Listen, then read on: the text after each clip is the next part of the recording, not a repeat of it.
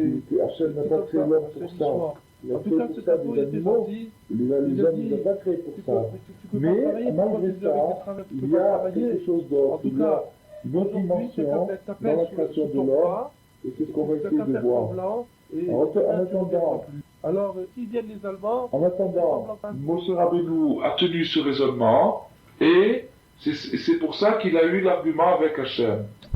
Un des obstacles principaux, un des obstacles majeurs que Moshe a vu sur la réussite de sa mission, et à cause de cet obstacle il a refusé, c'est de voir Datan et Aviram, c'est-à-dire Datan et Aviram qui ne vont pas manquer de lui mettre les bâtons dans les roues, d'entraver sa mission, de gêner. Alors quand Moshe Rabbeinu a vu qu'il y avait des forces comme ça opposées, des forces d'opposition contre le tzaddik, contre la vérité, il s'est dit c'est pas possible. Et de leur côté, alors ce qui est intéressant, Rabbi Nathan souligne que eux-mêmes, ces opposants, ces contestataires, Datan et Aviram, qui protestaient contre Moshe, eux-mêmes avaient aussi une certaine logique. Et ils avaient aussi une certaine vérité, une certaine forme de vérité, parce qu'ils disaient aussi que la raison pour laquelle ils veulent pas que Moshe fasse ce qu'il veut faire, c'est parce que ils veulent sauver le peuple juif contre des difficultés. Ils se disent que que le tzaddik veut, à la limite, ils voudraient dire que le tzaddik il est antisémite, que le tzaddik il veut le mal d'Israël, comme c'est des choses qu'on a déjà entendues, que des tzaddikim soient soupçonnés de choses pareilles, chas v'shalom. Alors eux, donc c'est ça qu'ils pensaient. Ils pensaient que Moshe Rabbeinu c'était l'ennemi du peuple juif. Ils pensaient que Moshe Rabbeinu il voulait le mal du peuple juif, il voulait les embarquer dans une aventure, dans un désert, dans un truc. Alors qu'en fait, si, chas v'shalom, Moshe Rabbeinu n'avait pas fait sortir le peuple juif d'exil, on n'entendrait plus parler du tout du peuple juif, ce serait une tribu qui serait déjà éteinte depuis des millénaires, et au contraire, Moshe Rabbeinu, comme on l'a vu, a vraiment sauvé le peuple juif. Mais eux, dans leur pensée à eux, il fallait sauver les juifs de Moshe. Alors, on voit de ça que même les gens les plus pervertis et les plus corrompus ont toujours une forme de logique et une forme d'honnêteté, ils ont des principes, et d'après leurs principes, qui se basent toujours sur quelque chose de vrai, soit sur une observation, soit sur une statistique, soit sur une impression, une sensation, mais quelque chose de vrai, et à partir de cette chose de vrai, ils font toute une construction qui est donc parfaitement logique, puisqu'elle est basée sur du vrai, mais qui en vérité est fausse, parce que la base sur laquelle ils ont appuyé toute la construction, elle est elle-même très très très très partielle. Elle est très très partielle, comme on voit par exemple pour Pharaon, qui lui-même a dit, quand Moshe Rabbeinu a commencé à faire son travail de sauvetage, qu'est-ce qu'il a dit? Pharaon, il a dit, donnez-leur plus de travail, et comme ça, ils ne s'occuperont pas de choses mensongères. Donc Pharaon, qui était le mensonge incarné, la malhonnêteté incarnée, le vice, la corruption incarnée, lui-même s'est permis de baser son argumentation, c'est-à-dire l'exploitation du peuple juif, sur la notion de vérité et de mensonge. Alors, donc on voit que jusqu'au fin fond du mal, de la corruption, il existe encore une notion de vérité, une notion de logique, et on le retrouve très très très bien, très clairement dans Pharaon et dans les contestataires, dans Datan et Aviram, et c'est une chose qui traîne, qui roule de génération en génération, et qu'on rencontre dans toutes les choses. C'est-à-dire que partout, dans chaque génération, il existe toujours un groupe de tzadikim qui veulent sauver le peuple juif, qui veulent arracher le peuple juif à l'exil, c'est-à-dire à la soumission que le peuple juif a aux influences, aux forces étrangères, aux forces de la Touma, et ces tzadikim-là veulent sauver le peuple juif de ses griffes, de faire sortir le peuple juif de cette touma, et il existe toujours aussi un groupe de gens qui veulent au contraire induire le peuple juif en erreur et l'amener vers la touma, vers l'assimilation, vers la déviation. Et ce groupe-là qui veulent amener le peuple juif vers la déviation, vers l'assimilation, maquille, déguise toujours ses intentions avec des arguments logiques et des arguments même de Torah, comme on l'a vu malheureusement dans des dizaines et des centaines de cas dans chaque génération. Car le rachat, c'est-à-dire l'homme corrompu, le rachat il se définit parce que c'est celui qui veut pas réagir, qui veut pas faire le bien, qui se laisse aller à ses intérêts, sans chercher la vérité, comme c'est le cas de Datan et Aviran, etc.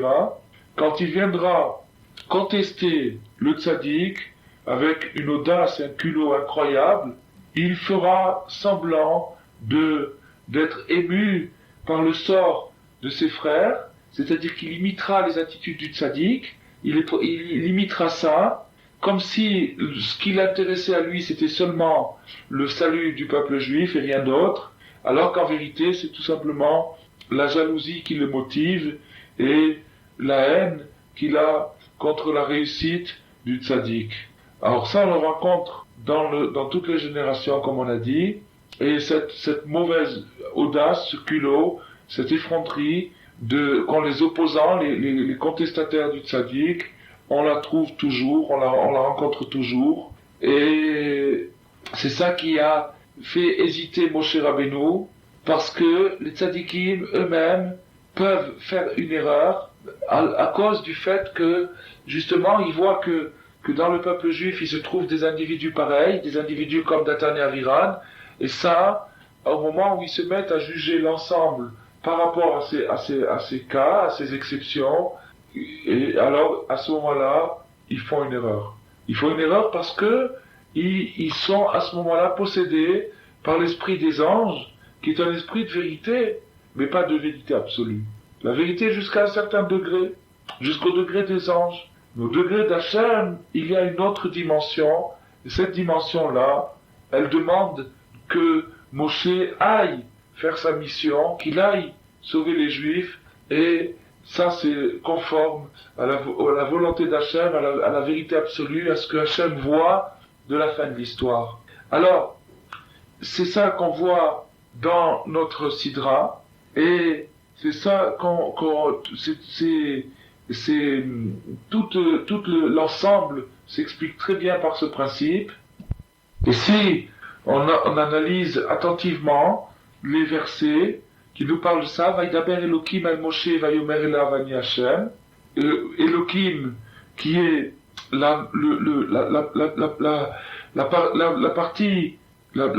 l'aspect divin le plus caché, par opposition à Hashem qui est l'aspect divin le plus révélé. Alors Vaidaber Elohim, c'est-à-dire l'aspect le plus caché, pour nous dire que toutes les questions qu'on peut se poser sur Hachem, pourquoi est-ce qu'Hachem il fait ça, et pourquoi est-ce qu'il fait ça, et pourquoi est-ce qu'il fait pas ça, et pourquoi est-ce qu'il y a des pauvres, et pourquoi est-ce qu'il y a des malades, et pourquoi est-ce qu'on n'est pas sauvé, pourquoi est-ce qu'il y a eu l'exil d'Égypte, toutes ces questions-là viennent du fait que la vérité ultime, la vérité absolue nous est cachée, et qu'on ne peut pas répondre à la question pourquoi existe-t-il des tzadikim qui souffrent, tandis qu'il existe des Rechaïm qui sont dans le bonheur. Parce que la raison pour laquelle la réponse à cette question nous est cachée, c'est précisément pour nous laisser la liberté d'agir, pour nous laisser le choix, pour nous laisser un mérite à nos actions. Parce que si Hachem nous faisait voir à quel point il aime les tzadikim, et à quel point il n'aime pas les Rechaïm, à ce moment-là, on serait contraint dans notre action. Alors c'est ça, Vaidaber Elohim, c'est-à-dire l'aspect le plus caché d'Hachem, Vayomer elav ani Hashem. Il lui a dit, mais malgré tout, sache que je suis l'Éternel, c'est-à-dire l'aspect le plus révélé, pour te faire savoir que, aussi bien l'aspect caché que l'aspect révélé ne font qu'un, et que donc, que dans la vérité ultime, au fin fond des choses, les choses les plus dures dans la vie ne sont que pure bonté, pure générosité, pur amour de la part d'Hachem pour ses créatures, et donc il ne faut pas juger sur ce qu'on voit dans l'immédiat. Parce que ce qu'on voit dans l'immédiat, c'est ce qui s'appelle la vérité. Et d'après la vérité, qui est la vérité des anges, eh bien, l'homme n'a pas sa place sur terre, il ne mérite pas d'exister, parce qu'il ne fait que mentir. Mais d'après la bonté d'Hachem, qui s'étend jusqu'à l'infini, et qui, au fond, rejoint les choses les plus éprouvantes aux choses les plus exaltantes, c'est-à-dire les aspects encourageants de la vie aux aspects décourageants, aux aspects éprouvants, au fond, tout est bon, tout est pour notre bien, ça, c'est la vérité absolue. Et d'après cette vérité absolue, il est très très très intéressant que l'homme existe. Il faut créer l'homme. Vezeu, alors c'est ça, Vaïra el Avram, Vel Yitzchak, Vel Yaakov, Vel Shaddai, Ushmi Hashem lo nodati lahem. Et c'est ça maintenant qui va expliquer le verset initial de notre Sidra. Je suis apparu à Avram, à Yitzchak et à Yaakov sous le nom de El Shaddai, mais mon nom, Hashem, je ne l'aurais pas fait connaître. Parce que, maintenant, au début, l'apparition d'Hachem, alors on sait, ça il faut le rappeler, mais c'est une chose qui est connue, que Hachem possède divers noms, diverses appellations, mais que c'est le même Dieu, c'est le même Hachem, seulement les noms varient selon les attitudes d'Hachem vis-à-vis de nous. C'est-à-dire que le nom, un nom ou tel nom d'Hachem désigne telle ou telle attitude d'Hachem. Alors, au début, l'apparition c'est-à-dire quand Hachem s'est révélé aux patriarches Avraham, Yitzhak et Yaakov, il n'était pas possible, tout à fait au début, de leur faire voir, de leur faire comprendre aux patriarches, aussi grands qu'ils soient, toute la vérité. Parce que la vérité doit jaillir de ce monde-là. Qu'est-ce que ça signifie? Ça signifie que ce monde-là, comme on l'a expliqué, c'est un monde, un labyrinthe, un piège, un monde où les choses sont troubles, et dans ce monde de troubles, dans ce monde de difficultés, et dans ce monde de confusion, il faut justement tout l'enjeu, tout le but de la création, c'est dans ce monde de confusion, d'arriver à retrouver la vérité. C'est ça tout le but de la vie. Alors, ça peut pas se faire d'un seul coup, parce que le labyrinthe est très compliqué, et ça ne peut se faire que de génération en génération, de père en fils, jusqu'à ce que vienne Mashiach, et là, la vérité apparaîtra sous son aspect le plus parfait, le plus absolu.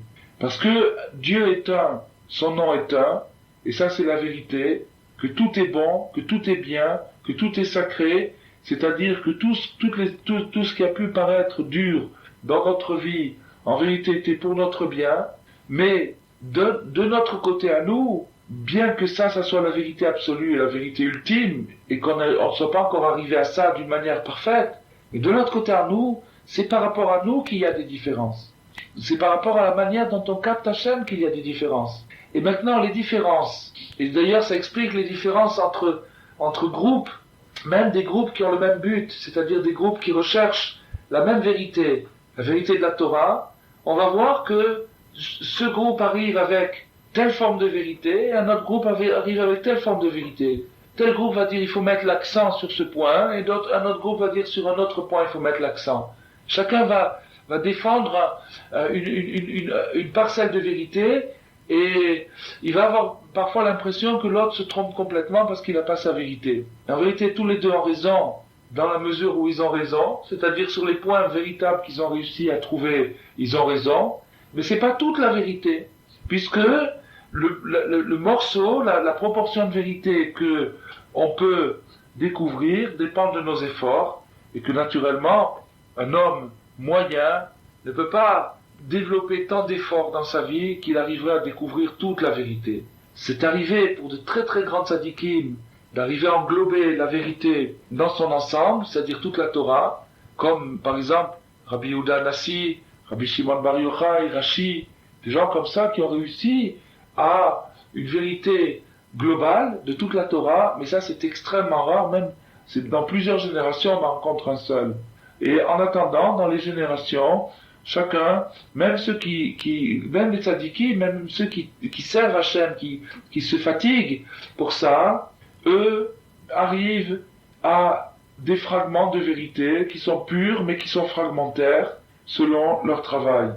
Comme il est dit dans le Zohar, que le Zohar explique le verset de Michelet, des Proverbes, où il est dit « Noda Bashe'arim Ba'ala » son mari est connu dans les portes. Le Zohar dit « L'echol chag kefum ma de meshaer belibé » chacun selon l'estimation de son cœur, chacun selon son intuition, c'est-à-dire chacun selon le canal, le chemin dans lequel il a placé sa recherche d'Hachem, c'est-à-dire la spécialité, pour ainsi dire, qu'il s'est fixée et qui est sa recherche personnelle. Et lui, selon ça, c'est comme ça qu'il connaît Hachem. Alors donc, la recherche de la vérité dépend des efforts de chacun et selon les efforts que j'ai faits, c'est ça que je vais découvrir d'Hachem, comme le Zohar l'explique très bien dans plusieurs endroits. Le Zohar nous dit que il existe dans la stature de la Torah des membres, des parties. Il existe des gens qui s'occupent des mains, des gens qui s'occupent des pieds. Il existe des gens qui s'occupent de la halacha, il existe des gens qui s'occupent de la Haggadah, il existe des gens qui s'occupent de la Kabbalah, il existe des gens qui s'occupent du social, des mitzvot, de s'occuper des pauvres. Il existe toutes sortes de gens, et tout ça c'est des aspects d'Hachem, c'est-à-dire que chacun dans la spécialité à laquelle il s'est attaché va découvrir Hachem sous un aspect, mais ça sera un aspect partiel. Alors, maintenant, selon l'aspect, la spécialité à laquelle on s'est consacré, on va découvrir Hachem sous un certain nom. Il va porter tel ou tel nom. Le nom qu'Hachem va porter, comme on l'a dit tout à l'heure, c'est l'attitude. Mais l'attitude d'Hachem vis-à-vis de nous, c'est la nôtre vis-à-vis de lui, c'est-à-dire comme nous on agit envers lui, lui agit envers nous. Donc si on le cherche par exemple sous l'angle du chesed, c'est la qualité du chesed, le nom d'Hachem du chesed qui va se révéler à nous. Et c'est pour ça qu'il existe 7 noms qui ne sont pas effacés, c'est-à-dire qu'on n'a pas le droit, 7 noms d'Hachem qui n'ont pas le droit sous aucun prétexte d'être effacés, et dans ces noms-là, il existe des degrés, des définitions, des ponctuations, il existe beaucoup de choses. Maintenant, le Shem Havayé, le tétragramme, qui est composé de 4 lettres, Yudke Vavke, est au-dessus de tous ces noms, et s'appelle Shem Ha'etzem, c'est-à-dire le nom intrinsèque. Mais les autres noms, qui sont des noms d'Hachem et qu'on n'a pas le droit d'effacer, c'est-à-dire qu'ils ont un caractère très sacré, sont des noms que Hachem révèle aux tzadikim afin qu'ils puissent le connaître. Alors, donc ça explique bien le début de cette sidra où la Torah nous dit que Hachem est apparu à Avraham, Yitzhak et Yaakov sous tel ou tel nom, et le nom Kel Shakai est un nom de très grande force, mais c'est un nom qui correspond aussi au degré des anges. C'est-à-dire, c'est un nom qui n'est pas le nom supérieur, le Shem Havayé, le nom qui est au-dessus de tous les noms. Et donc, par là, la Torah nous fait comprendre, elle fait allusion à tout ce qu'on a expliqué aujourd'hui. C'est-à-dire que il y a la vérité des anges et la vérité absolue, c'est-à-dire la vérité d'Hachem. C'est-à-dire que quand Hachem a dit à Moshe que il était apparu aux ancêtres, aux patriarches, sous le nom de Kel Shakai, ça signifie que, au degré des patriarches et de leur recherche, qui est aussi intense et aussi grande qu'elle était, malgré ça, ils ne sont arrivés qu'à la découverte de la vérité des anges, ce qui est déjà énorme et qui demande des sacrifices énormes, comme on le voit dans les Midrashim qui nous parlent d'Avraham, Yitzhak et Yaakov. Mais malgré ça, ils ne sont pas encore arrivés à la révélation que Hachem veut donner à Moshe. Hachem veut initier Moshe Rabbeinu à sa vérité à lui. C'est-à-dire qu'il veut lui faire comprendre que la création de l'homme est valable, que l'homme est possible, que l'homme est intéressant, c'est-à-dire qu'il va arriver à quelque chose, que finalement il va s'en sortir. Ça, c'est ce que Hachem veut apprendre à Moshe Rabbeinu, et qui n'est pas du tout évident, même pour un grand tzaddik. Parce que maintenant, ce qu'on fait, c'est qu'on en parle. Seulement, Moshe Rabbeinu, lui, il l'a vécu. Nous, on en parle, on évoque la théorie, le principe, c'est bien. C'est très utile pour nous parce que ça nous permet de voir que dans toutes les étapes de notre vie, il y a des degrés où on est, pour ainsi dire, comparable au patriarche, et il y a des degrés où on est comparable à Moshe. C'est-à-dire qu'il y a des moments où la vérité qu'on a trouvée, aussi brillante soit-elle, elle élimine les autres, elle élimine notre entourage, elle nous fait prendre des armes contre notre entourage et elle nous fait dire que les gens sont pas valables et qu'ils valent pas qu'à la limite il fallait pas qu'ils soient créés.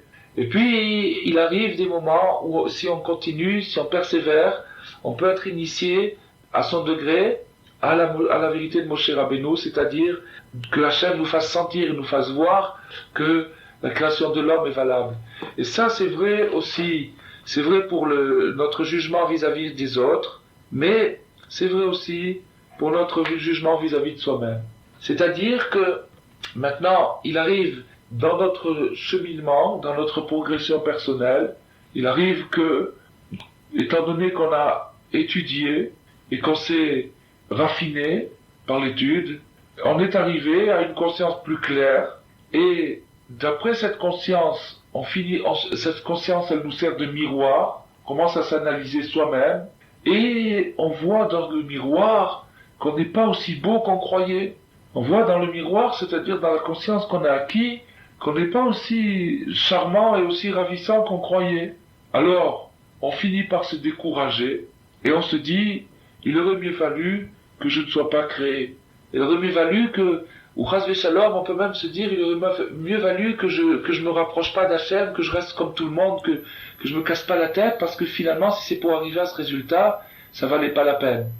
Alors, il faut savoir, et c'est ça une des leçons qu'on apprend de l'étude d'aujourd'hui, que ça c'est une grande erreur. C'est l'erreur des anges. C'est-à-dire, c'est ne voir Hachem que sous l'aspect limité des anges. C'est-à-dire la vérité partielle, qui est vraie. C'est vrai que si on se voit dans le miroir de la Torah et qu'on voit qu'on n'a pas un visage tellement reluisant, ou même au contraire qu'on se trouve assez antipathique, c'est peut-être vrai, mais il faut savoir qu'il y a une vérité absolue.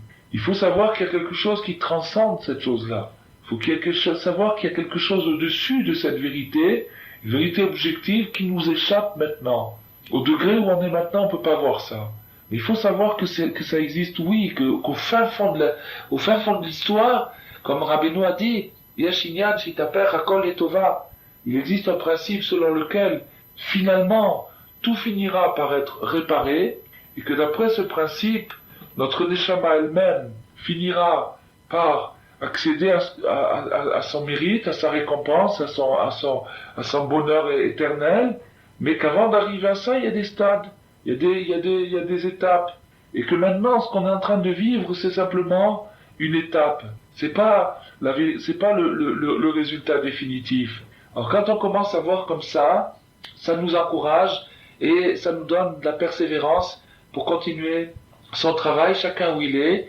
Et finalement, le refus de Moshe de faire sa mission, c'est le refus, et ça se répète sans arrêt, c'est le refus de notre bon côté de nous sauver nous-mêmes, ou de sauver notre famille, mais de sauver ce qui nous concerne à nous, parce que on constate le désastre, on dit bon ça c'est maigre, c'est faible. Alors ce qu'on doit apprendre de cette sidra, de cette polémique et du résultat que Hachem a dit fortement à Moshe, c'est que envers et contre tout, malgré tous les signes de détresse et les signes d'échec, il faut persévérer, il faut sauver Israël, il faut donner une chance au clan d'Israël de se rapprocher d'Hachem et à chacun d'arriver, Bezrat Hachem, à la vérité absolue qui sera révélée par Mashiach, Bimei Rabbi Amenu. Amen.